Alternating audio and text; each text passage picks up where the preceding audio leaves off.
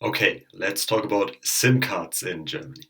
Getting a SIM card is important because, well, you need to keep in touch with people, use your phone, call people in Germany, get information via the internet on your phone in Germany, stay in touch with your family, your friends back home, tell them that you arrived safely. So, getting a German SIM card provider early on is advisable because if you use your card from back home, this is possible in most cases. However, it will get really expensive really quickly. So getting a number in for a German number is a good thing to do as early as you can.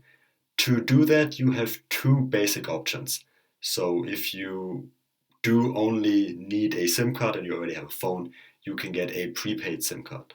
So that is, like the name might suggest, a card that is prepaid. So you put a certain amount of money on the card by either sending a code to a number or you buy a top up card in the supermarket and you put in the code and then money is put on the card. That is one way, and then you can use the phone for speaking to people, text messaging, using the internet on your phone until the money on your card has run out, and then you can either top up the card manually again, or you can set it up then if it reaches zero, then it is automatically topping itself up with a certain amount. So this is a good way to control your expenses with your phone in the beginning. So if you don't have any money anymore, you nothing more happens.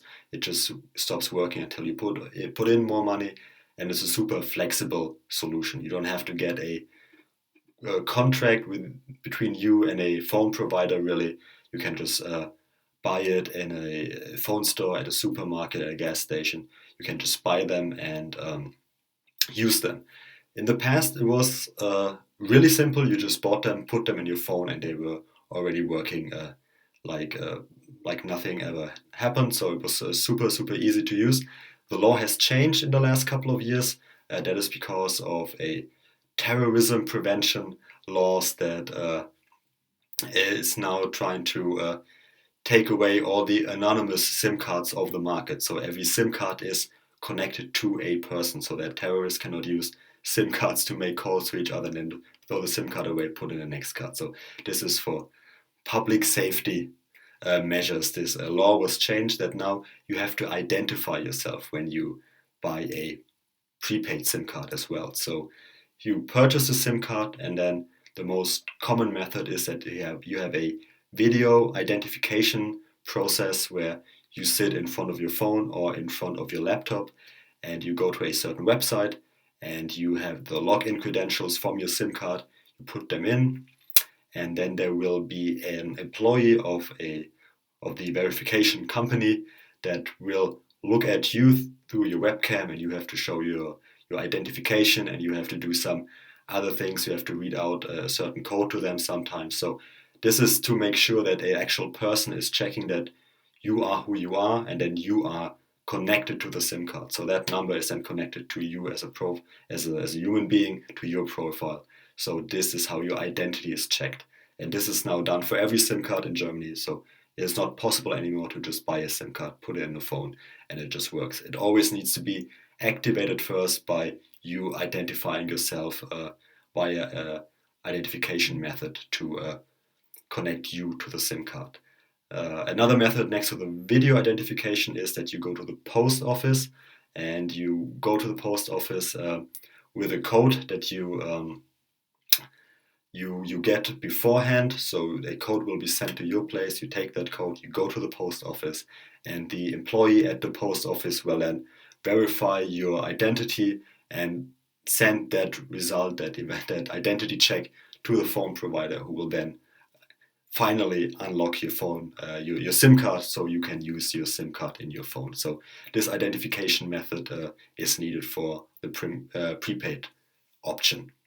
The second option next to the prepaid option is the postpaid option, which is basically a contract between you and a phone provider. So that is something that you have to sign. It's an official legal contract for which you need a little bit of more documentation. You need your identification. You need an official address for that. So it's a bit more paperwork. It usually has then a fixed duration. 2 years is the usual rate, and you can cancel the contract up to 3 months before the end of the contract. And it has a fixed monthly amount that you're paying, and it includes a certain amount of text messages and minutes of calling or internet usage per month, and everything that goes beyond that, you are then charged extra.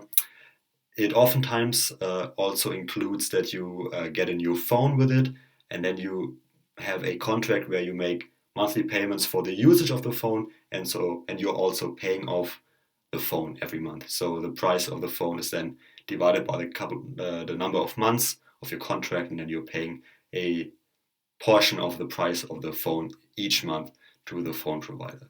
This is a more long-term solution.